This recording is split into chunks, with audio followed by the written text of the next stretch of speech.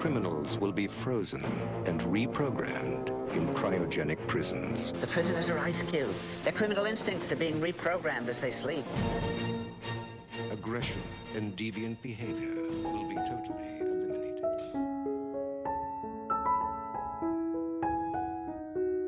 Hello, welcome to our RecapPlus channel with me, Matthew. Today we will watch a recap movie called Demolition Man, released in 1993. This is a spoiler content video. So please turn on the subtitle and let's start the story.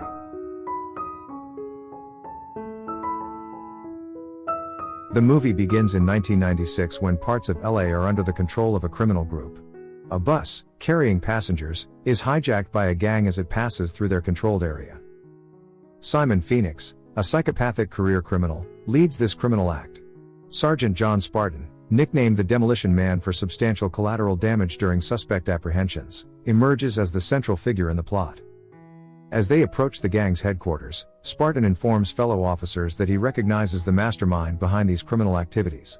Landing on the building, Spartan swiftly neutralizes many gang members, while Phoenix monitors the situation through CCTV. Frustrated with the police, Phoenix spills barrels of gasoline as officers close in. Spartan, efficiently eliminating Phoenix's men, reaches the room where Phoenix is hiding. Demanding the location of hostages, Spartan faces Phoenix's reluctance. In response, Spartan issues a threat, warning Phoenix that he will shoot him if he does not cooperate.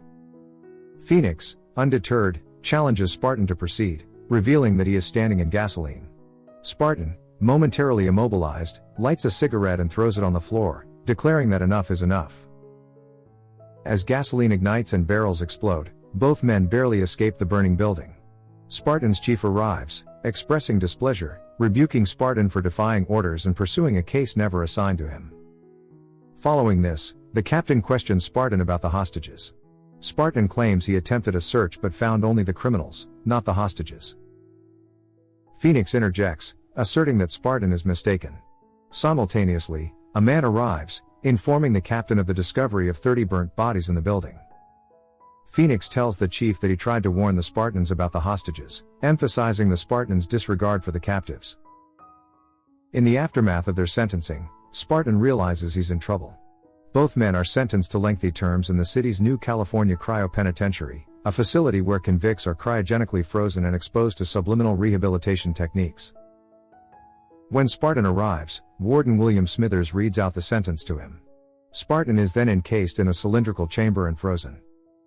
36 years pass, and in 2032, the city of San Angelos has become a megalopolis formed from the merger of Los Angeles, San Diego, and Santa Barbara.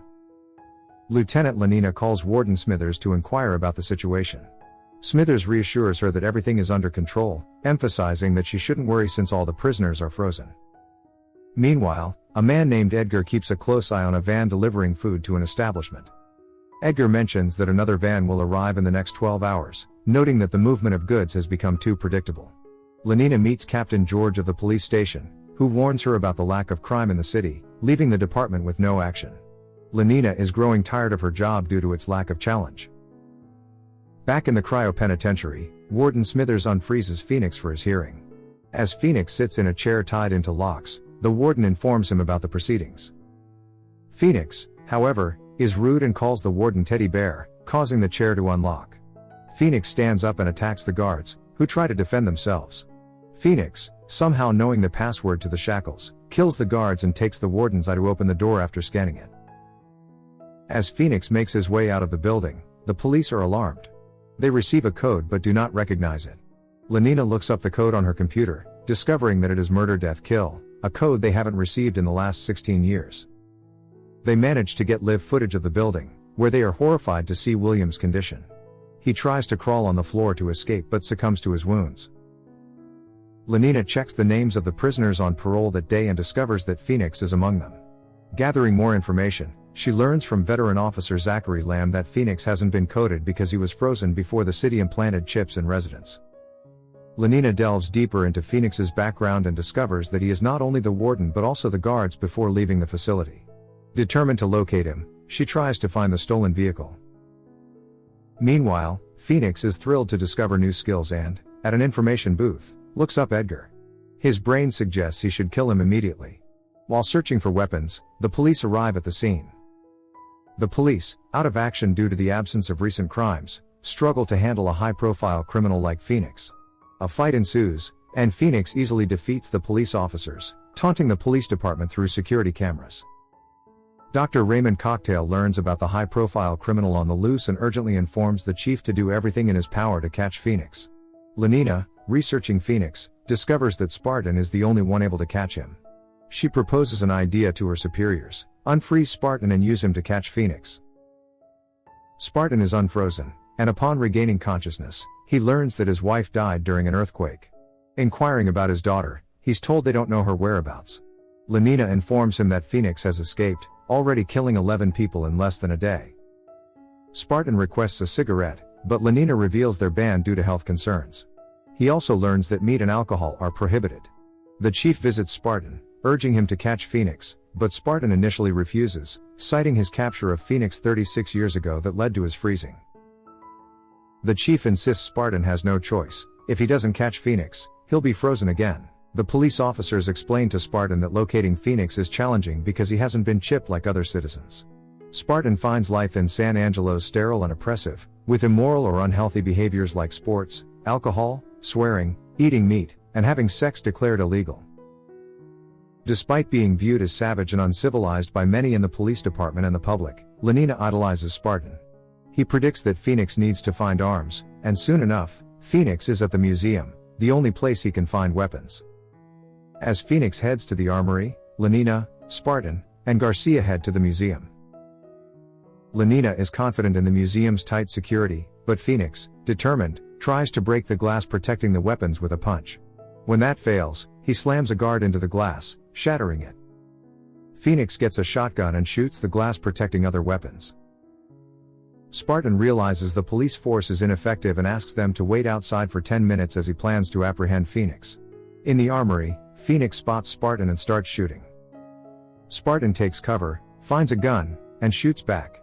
To Spartan's surprise, Phoenix is deadlier than before, displaying expert-level proficiency in martial arts and computer hacking. Phoenix escapes and holds Cocktail at gunpoint but can't kill him due to a command implanted in his rehabilitation program. Cocktail orders Phoenix to kill Edgar, the leader of a resistance group called the Scraps, who live in the underground ruins of old Los Angeles, refusing to conform to Cocteau's moral ideals. Spartan and Lenina witness this exchange on security cameras and review the cryo prison records. As they delve into Phoenix's rehabilitation program, Spartan and Lenina discover that Cocteau tailored it to make Phoenix even more dangerous than he was in 1996. It includes martial arts, computer hacking, knowledge of torture techniques, and murderous impulses. In contrast, Spartan's program taught him to knit.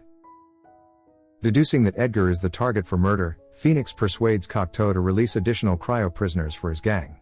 Phoenix leads them underground to pursue Edgar, whom they had previously encountered during a food raid.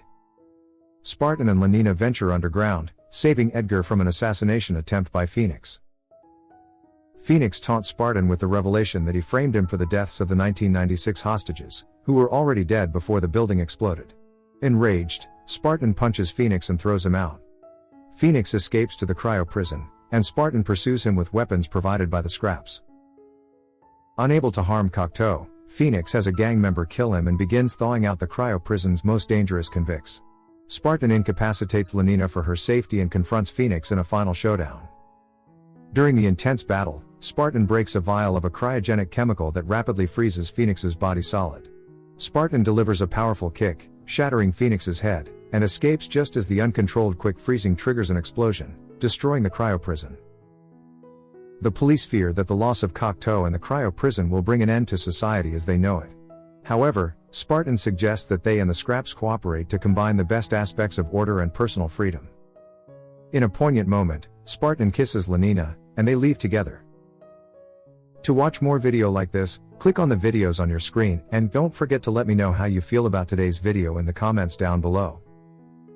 And at last I will say stay safe and stay healthy. See you next videos.